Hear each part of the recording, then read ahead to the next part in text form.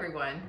I've been asked to start a class when we can get back in session on restoring old photographs and making them into a book. Actually, if any of you know Mr. Robert Springer, Bob had the idea for a class a few months ago, and we're hoping to get that started sooner than later. But again, we have to wait until we're all out of quarantine. In the meantime, everybody has this, the ubiquitous box of old photos. I don't know what kind of box you have, and some of us are better at storing them than others. Clearly, I'm not. I inherited the family box, and this is a time now to go through it and start to see what I might want to do. Since before we had the quarantine, there was always something else that took priority.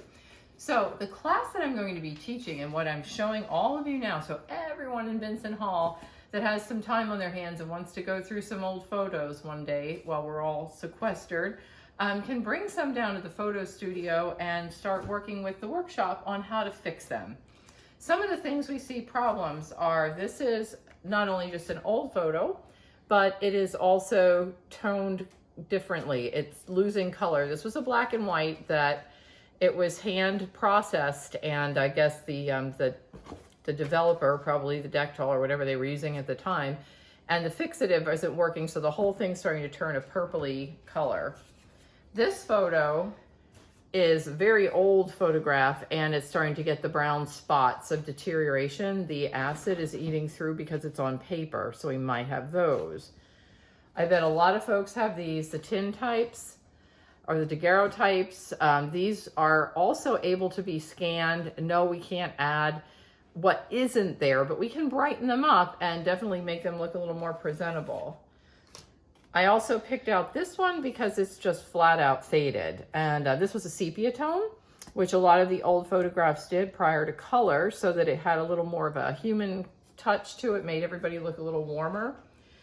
And then we're going to also be scanning another one that has a crease. I can get rid of this crease and all these little deterioration dots. And then this one happens to be my great grandmother, but it's not bad. There's no problems with scratches or cracks, but she's fading into the background here. So I'm going to be able to bring that back with the things we can do in Photoshop as well. Also, as I'm going through my photos, any of you that took photos from the 60s, 70s, early parts of the 80s and stored them in these magnetic albums, the photos are deteriorating and they're losing the dye and the color. This magnetic stuff was the worst thing that could have happened to a photo. Fortunately, most of them with time you can peel out. I'm not going to try to do all of them here. This one's on top of one, so I can do it. These are from my college years. So yes, I went to college in the 70s. This is the late 70s, and I was in band. This is the saxophone line from my college marching band. And we're all looking like various shades of maroon and red. So I'm going to scan one of these and also show you how we can at least bring back what used to be there, at least better than it was. And do not laugh at our uniforms. They were cool at the time. Anyway, let's get started at the scanner.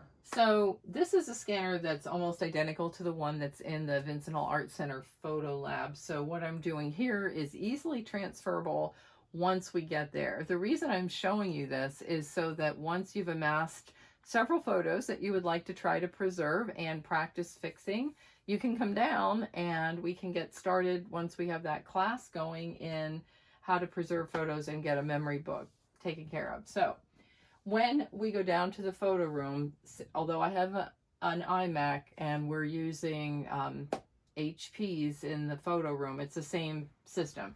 You'll see this window come up and it'll tell you the scanner once we turn it on, which is the Epson. And of course we always want photo mode because we're scanning photos. And all these things you can leave the way they are. The thing you want to make sure is where it says scanning quality is that it's high. It's going to take longer, but since we're working with photos, we do want it to be a higher quality. So everything else, we want JPEG, and it's going to go into the folder called Pictures. Actually, I'm just going to put them on the desktop so I can find them. And the next thing we're going to do is put our photographs into the scanner. The scanner has an arrow It's really hard to see, but that's your beginning spot. So if I know if I put my first photo there, I won't have anything cropped off when I'm trying to scan multiple photos. And the beauty of this is we can scan a bunch at a time and fix them later in Photoshop, so there's no worry about where things go. You know what, I think I'm going to do this daguerreotype later. I'll do all the paper ones first. Okay, so then we just gently close the scanner bed. And it's important to hit preview, because if something's turned around or you don't like the way it looks, we can fix it in preview before we commit to scanning and then have to restart the process. So it'll run and it'll show us a thumbnail on the screen of what our photographs look like. There we are. Okay, so as we can see here, our thumbnails came up and everything is pretty much turned around the way we want it. We're looking at it. We'll have to fix all these later, but we have it scanned. So then we're just going to simply hit scan.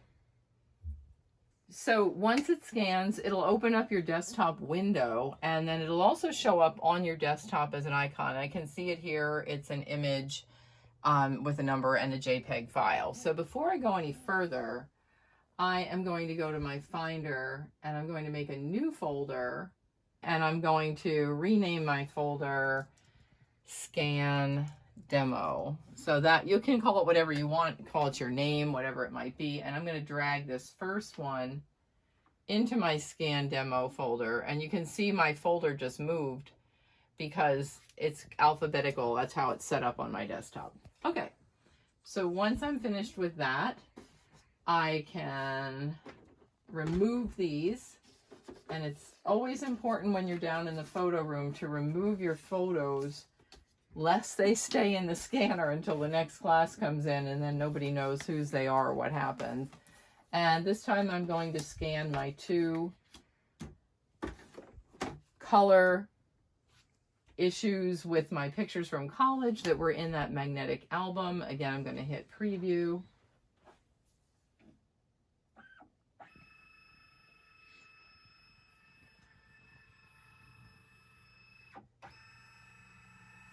And everything's there the way I want it.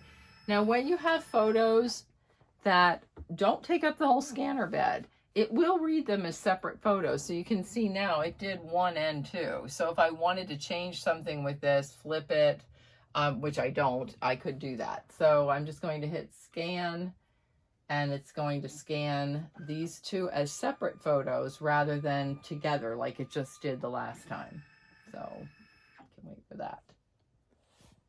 And now it's scanning the second photo. So don't get scared if you hear it stop for a minute. It's looking at each image separately. Okay. And it probably went to the desktop again. And these are 2 separate images.